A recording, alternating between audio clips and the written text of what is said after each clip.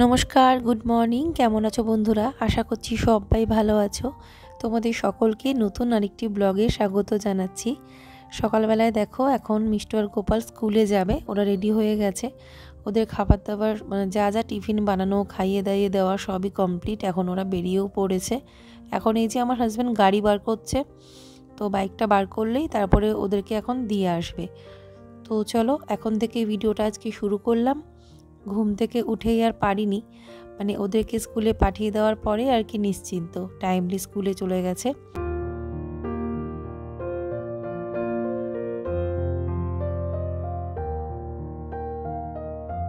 তো এই যে ঘরে এসে এখন বিছানাটা দিয়ে গোছানো শুরু করলাম, আর ওইদিকে স্টাডি রুমটা মা গুছিয়ে দিয়েছে, ওই বিছানাটা আর কি যেখানে ওরা পড়াশোনা করে। আর এই ঘরটা দেখলাম যে অনেক জিনিসপত্র আমি তাড়াতাড়ি করে গোছাই। দুখানা লেপ ভাঁজ করা, সত্যি শীতকালের বিছানা গোছানো খুব ঝামেলা মনে হয়। আর বিশেষ করে এই যে লেপগুলো, এগুলোর কভার বানানোর জন্য আমি মাকে আর কি জিজ্ঞেস করছিলাম কত কি কাপড় লাগবে, কতটা কাপড় আনলে হয়ে যাবে। ভাবছি যে ভালো সুন্দর দেখে ছাপার কাপড় এনে লেপের কভার বানিয়ে দেবো।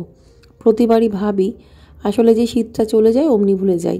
এই কভারগুলো আসলে অনেকটাই পুরনো, মানে এটা ধরে রাখো যখন আমাদের গার্মেন্টসের ব্যবসা ছিল তখন ওই থান কাপড় আসতো জামা কাপড় বানানোর জন্য, রেডিমেড জামা কাপড়। সেই তখনকার কাপড় যেগুলো ছিল সেখান থেকে কাপড় দিয়ে আমি বানিয়েছিলাম। তো বুঝতেই পারছো কতটা বছরের পুরনো। তো এগুলো আর মানে দেখার মতো না। তো ভেবেছিলাম লেপ আর ব্যবহারই করতে হবে না, একেবারে ব্ল্যাঙ্কেটটাই কিনে নেব, এই ঘরের জন্য একটা ব্ল্যাঙ্কেট কিনে নেব। কিন্তু প্রতিবারই দেখি লেপ ব্যবহার হয়েই যাচ্ছে। তো ভাবছি যে এবার একটা কভার, সত্যি কথা বলতে এবার কভার বানাতেই হবে, দেখতে একদম ভালো লাগে না। আর মশারি কিন্তু খাটানো হয় না।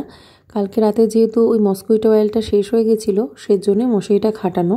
আর হ্যাঁ, সবার আগে বলে দিই এই ভিডিওটা আসতে হয়তো অনেকটাই লেট হবে, মানে আমি টাইমে দিতে পারবো না। তার কারণ হচ্ছে আমি যেই টাইমে ভিডিওটা এডিট করি, মানে শরীরটা ভালো ছিল না বলে সেই টাইমে ঘুমিয়ে পড়েছিলাম। ঘুম ভেঙে উঠে তো আমি অবাক, মানে ওদের স্কুল, ওদের মানে ম্যাম পড়াতে আসবে, সেই টাইমটাও হয়ে যাচ্ছে, ওদেরকে একটু পড়াতে হবে।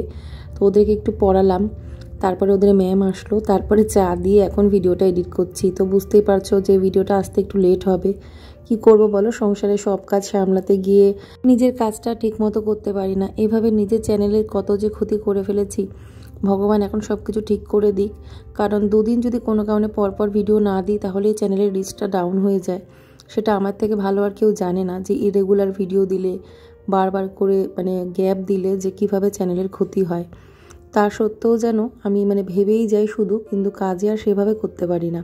তোমরা হয়তো বলবে যে তাহলে দুটো তিনটে চ্যানেল চালানোর কি দরকার, একটা চ্যানেল চালালেই তো হয়ে যায়। তো দেখো যে সমস্যাটা সেটা একমাত্র আমিই জানি, সেই কারণেই আমাকে সেভাবেই কাজ করতে হচ্ছে। তোমরা শুধু আমার একটু পাশে থেকো তাহলেই হবে। তো ওই ঘরটা তো গোছানো হয়ে গেল, এবারে আমি চলে আসলাম বেডরুমে। বেডরুমে এক গাদা জামা কাপড় সে বারান্দায় ছিল, সেগুলো আমার হাজব্যান্ড এনে এখানে রেখে দিয়েছে। জানি যে এখানে এনে রেখে দিলেই আমি গুছিয়ে ফেলবো, নাহলে ওখানেই থাকবে, হয়তো আমি আমার সময় মতো আনবো। তো ও এইরকমটাই করে, মানে কোনো জামা কাপড় পরে আছে, ধরো কাঁচা ধোয়া জামা কাপড় ভাঁজ করা হয়নি, গোছানো হয়নি, মানে ওটাও মানে সহ্য করতে পারে না। মানে যতক্ষণে না ভাঁজ করে সুন্দর টিপটপভাবে জায়গা মতো ওগুলো রেখে দেওয়া হবে, তবেই ও শান্তি। সেটা আমিও পছন্দ করি, কিন্তু কি হবে, মাঝে মাঝে ধরো আমি আমার সময় মতো করবো বলে রেখে দিই পড়ে থাকে, হয়তো মানে যেগুলো হয়তো আমার বিকেলে ভাঁজ করতাম সেগুলো হয়তো পরের দিন আমি ভাঁজ করছি, মানে এইরকমটা হয়ে যায়। তো যাই হোক, একদিকে ভালো হয়েছে এগুলো এনে রেখে দিয়েছে বলে আমি এখন তাড়াতাড়ি করে ভাঁজ করে ফেলছি। আসলে এই টাইমটা এই কাজগুলো করার জন্য না, এগুলো আমি করি কোন সময়টা, বিকেলের টাইমটায় বা অফ টাইমে করি, কারণ এই সময়টা প্রচণ্ড তাড়াহুড়ো থাকে। মানে ঘর দোর গুছিয়ে গাছিয়ে ঘর মোছা, মানে ক্লিনিংয়ের কাজটা হয়ে গেলে আবার রান্না করব, মানে সব পরপর একটা তাড়াহুড়ো থাকে, মানে কাজগুলো সাজানো থাকে, তখন এই জামা কাপড় ভাঁজ করব, সেগুলোকে অ্যারেঞ্জ করব, সেটা আর করতে পারি না। তো এইভাবেই কাজগুলো ভাগ করে নিই। তো তবু দেখলাম ঠিক আছে করে নিই, কাজটা তো আমার হয়ে গেল, তো সেই জন্যই করে ফেললাম।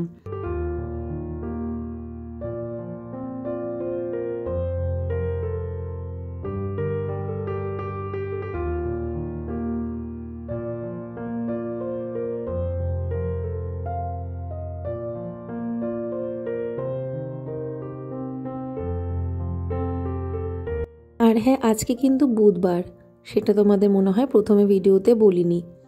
আর আজকে সেন্ট এক্সপেডিটের জন্য যে আমি একটা কাজ করব, তোমরা ভিডিওর একটা মানে নিশ্চয়ই থাম্বনেলের মধ্যেও আছে, প্লাস ফার্স্টেই তোমরা এক ঝলক দেখেছো। হ্যাঁ, আমি যে অফারিংটা বলেছিলাম সেটা আজকে কমপ্লিট করব। আমার নেক্সট আরেকটা উইশ পূর্ণ হয়েছে, যেটা আর্জেন্ট উইশ ছিল, যেটা তোমরা অনেকেই হয়তো শুনেছো। আমি বারবার একটা কথা বলেছিলাম যে আমাদের একটা সমস্যা চলছিল গাড়ি সংক্রান্ত, আমাদের বিজনেসে গাড়ি সংক্রান্ত। বিশ্বাস করবে না, আমি ওনার কাছে প্রে করেছিলাম, তো আর সেটা আমার পূর্ণ হয়েছে। তো উইশ তো পূর্ণ হয়ে গেছে। তো উইশটা পূর্ণ হলে আমি কি দেবো বলেছিলাম, সেটা আজকে সেন্ট এক্সপেডাইটকে দেব। তো আমি এই কাজগুলো বুধবারে করাটাই পছন্দ করি। শুনেছি সেন্ট এক্সপেডাইটের দিন নাকি বুধবারটাই, সেজন্য যে কোনো কাজ আমি ওনারটা বুধবারেই করি। তো যাই হোক, দেখো এখানে জামা কাপড়গুলো ভালো করে অ্যারেঞ্জ করে নিলাম। আর আমি যেভাবে জামা কাপড় গুছিয়ে রাখি সেটা তো তোমাদের সাথে অলরেডি শেয়ার করেছি ভিডিওতে, তোমরা দেখেছো আর অনেকেই পছন্দ করেছো ভিডিওটা। তো এভাবেই আমি সবসময় এভাবেই জামা কাপড় গুছিয়ে রাখি। তো হয়ে গেল একদিকের কাজ আমার কমপ্লিট। এবারে বিছানাটা গুছিয়ে নেব, বিছানাটা গুছিয়ে ঘরটা ঝাড় দিয়ে নেব। তারপরে রান্নাঘরে আমার কিছু কাজ আছে আজকে, সেটাও করে নেব।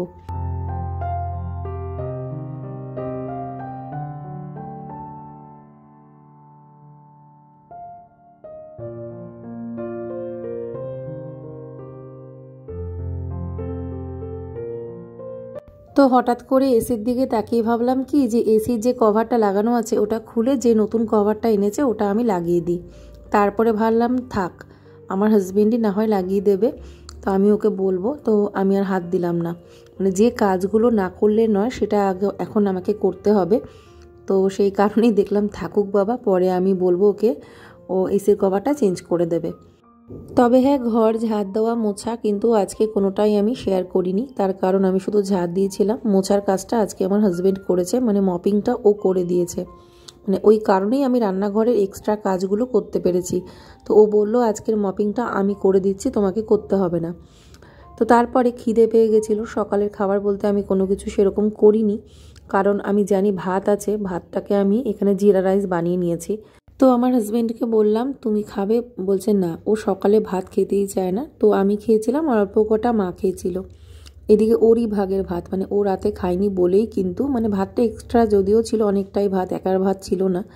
তো যাই হোক, ওটাকে আমি জিরা রাইস বানিয়ে নিয়েছিলাম, ফুলকপির তরকারি, মানে বিরিয়ানি প্লাস জিরা রাইস, দুটো মিক্সিং বলতে পারো। খুব টেস্টি হয়েছিল খেতে। তোমাদের সাথে শেয়ার করতে পারিনি কীভাবে বানালাম, আরেকদিন শেয়ার করব।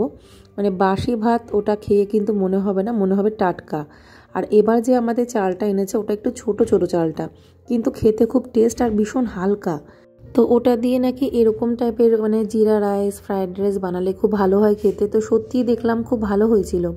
আর আমার হাজব্যান্ড কি খেয়েছে, ও খেয়েছে মুড়ি দিয়ে, আলু ভাজা দিয়ে, মানে আলু গাজর ভাজা রুটি দিয়ে ওদেরকে সকালে টিফিনে দিয়েছিলাম, আর কিছুটা ভাজা আমি রেখে দিয়েছিলাম। তো ও ওটাই খেয়েছে। তো আমি ভেবেছিলাম ভাত খাবে, সেজন্য আমি আর ওর জন্য রুটি করিনি, মানে আটা মাখাও এক্সট্রা রাখিনি। দিয়ে বলছে না, আমি শুধু মুড়ি খাবো, আমাকে আলু ভাজা মুড়ি দাও। দিয়েও চায়ের সাথে আলু ভাজা মুড়ি খেয়েছে। তো এখানে দেখো লবণের পাত্রটাকে আমি একটু মুছে ভালো করে পরিষ্কার করে নিলাম। একটুখানি হালকা লিকুইড নিয়ে ওটা কাপড়ে ভিজিয়ে নিয়ে আমি যে উপরের ভাগটা মুছে নিই, তাতে একদম চকচকে হয়ে যায়। কারণ আমার যেহেতু কিচেনে চিমনি নেই, এমনিতেই তেল তো উড়বেই, কিছু করার নেই, সেটা গিয়ে কোনো সব জিনিসপত্রের উপরে ভালোভাবে বসে যায়। তো সেটা যদি কিছুদিন অন্তর একটু মুছে না নেওয়া হয়, তাহলে কিন্তু ওগুলো গ্লেজ আস্তে আস্তে নষ্ট হয়ে যাবে, একদম দেখতে বাজে হয়ে যাবে। সেজন্য আমি এইভাবেই মুছে পরিষ্কার করে নিই, আর একদম চকচকে হয়ে যায়। আজকে আমি তাকটাও পরিষ্কার করছি। তাকটাকে কিন্তু প্রথমে ভেবেছিলাম যে মুছে নেব, তারপরে দেখলাম না, এটাকে ধুয়ে আনি। একটু লিকুইড দিয়ে ভালো করে ওই ফোমটা আছে না, ফোম দিয়ে একটুখানি ঘষে নিয়ে আমি বাইরের কল থেকে ধুয়ে এনেছিলাম। এখানে আর ধুইনি, এখানে অলরেডি জিনিস ছিল সিঙ্কে অনেক কিছু, সেজন্য বাইরে থেকে ধুয়ে এনেছি। ধুয়ে এনে শুকিয়ে মুছে নিয়েছিলাম। তো সেটা এর পরে করেছি, এখনই করিনি। মশলাগুলো বানিয়েছি, তারপরে ওটা লাস্টে করেছি। তো ঘরে কিছু মশলা বানানোর খুবই দরকার ছিল, যেগুলো একদমই বাড়ন্ত হয়ে গেছে। এখন তো আমি ঘরেই মশলা বানিয়ে নিই, মানে গুঁড়ো মশলার কিনি না। তো গরম মশলা বানিয়েছি, সবার ফার্স্টে জিরের গুঁড়ো বানিয়েছিলাম। তো এখানে দেখো গরম মশলা বানানোর জন্য দারচিনি, এলাচ, গোলমরিচ, অল্প করে জিরে, তারপরে আমি তেজপাতাটা কিন্তু ভাজিনি, ওটা এমনি ছিঁড়ে দিয়েছি। শুকনো লঙ্কাও দিয়েছিলাম, সব দিয়ে বেশ ভালো করে গরম মশলা গুঁড়োটা রেডি করেছি। ঠান্ডা করে কিন্তু গুঁড়ো করতে হবে। আর চিলি ফ্লেক্স বানাবো, তার জন্য মানে শুকনো লঙ্কাটাকে হালকা ফ্রাই করে নিয়ে ওটাও বানিয়েছি। তো এই যে এটা হচ্ছে জিরের গুঁড়ো বানালাম, জিরের গুঁড়ো অনেকটা কিন্তু আছে, এটা বড় বোতল তো, কাঁচের বোতল। এই যে গরম মশলা গুঁড়ো, এটা হচ্ছে চিলি ফ্লেক্স, পিৎজা বানাতে এটা ওটা কিছু জিনিসে চিলি ফ্লেক্স লাগে, দিলে বেশ ভালো হয়, তো সেটা বানিয়ে রাখলাম ঘরেই চিলি ফ্লেক্স। আর এটা শুকনো লঙ্কাটা ঢালবো এখন। আর বাকি হলুদটা এর মধ্যে রাখলাম।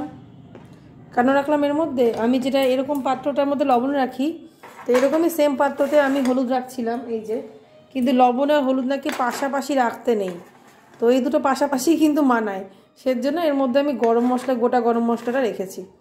ঠিক আছে, এইভাবে আর কি গোছাবো। চলো এগুলো ঢেলে নিই, দিয়ে গুছিয়ে ফেলি। তো এটাকে বাইরে থেকে ভালো করে ধুয়ে এনেছি, একটুখানি লিকুইড দিয়ে ফোম দিয়ে তোমাদের বললাম।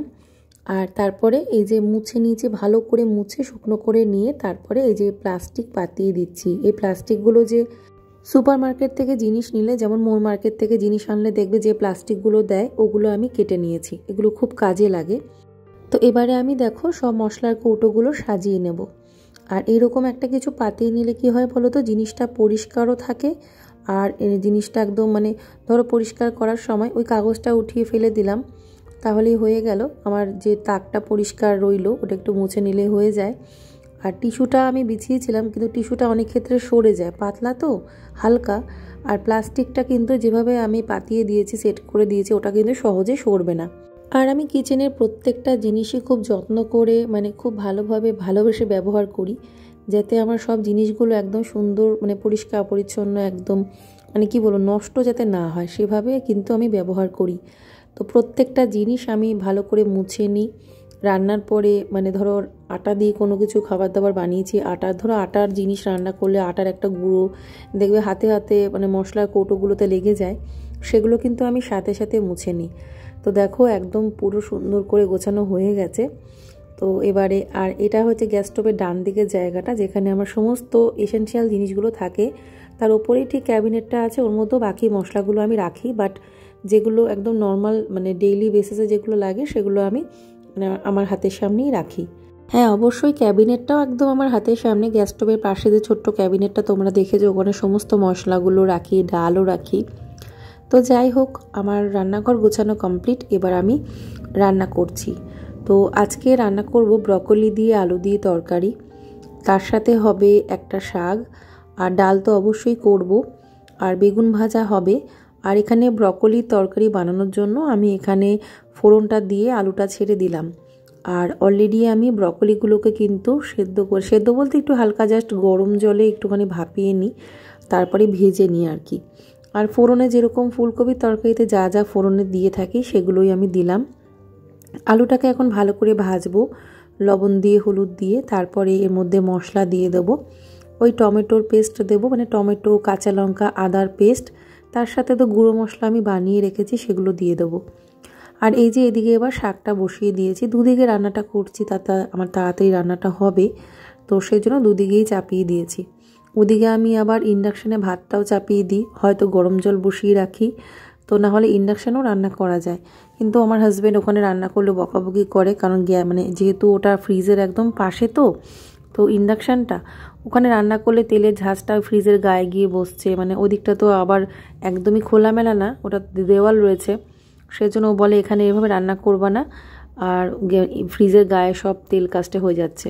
সেজন্য ওই ভাতটা জল গরমটাই করা হয়, আর যদিও বা রান্না করি সেটা তো এমনি সময় করতেই হয়, ঢাকা দিয়ে দিয়ে রান্না করি আর কি। তো এখানে এই যে ভালো করে মশলা দিয়ে কষিয়ে একটু টমেটো ফোড়নে দিয়েছি, আর মশলা দিয়ে ভালো করে কষিয়ে এবার ব্রকলিগুলোও দিয়ে দেবো, দিয়ে গরম মশলাটা আমি লাস্টে একবারে দিয়ে ঢাকা দিয়ে দেবো, দিয়ে লাস্টে নামিয়ে নেব। আর আজকে ব্রকলিটা সত্যি ভালো হয়েছিল। আর ব্রকলি না মিষ্টু গোপাল যাও বা ভালোবাসে খায়, কিন্তু মিষ্টু অতটা পছন্দই করে না ব্রকলি। অথচ সেদিনকে ওদেরকে নুডলস বানিয়ে দিয়েছিলাম, তার মধ্যে প্রচুর ভেজিটেবলস দিয়েছিলাম, গাজর, তারপরে ওর মধ্যে কিন্তু ব্রকলিও দিয়েছি, তখন কিন্তু কিছু বলেনি। মানে তাই বলছি যে এরকম তরকারিও খাবে না, মানে ও ফুলকপিও পছন্দ করে না, ব্রকলিও পছন্দ করে না, কিন্তু আমার খুব ভালো লাগে। আর ব্রকলি না ভীষণ উপকারী, ভীষণ মানে ভালো একটা সবজি, মানে বিনস যেরকম সেরকম কিন্তু ব্রকলিটা ভীষণ উপকার। তো সেজন্য মানে ওদেরকে যেভাবেই হোক আমি খাইয়ে দিই।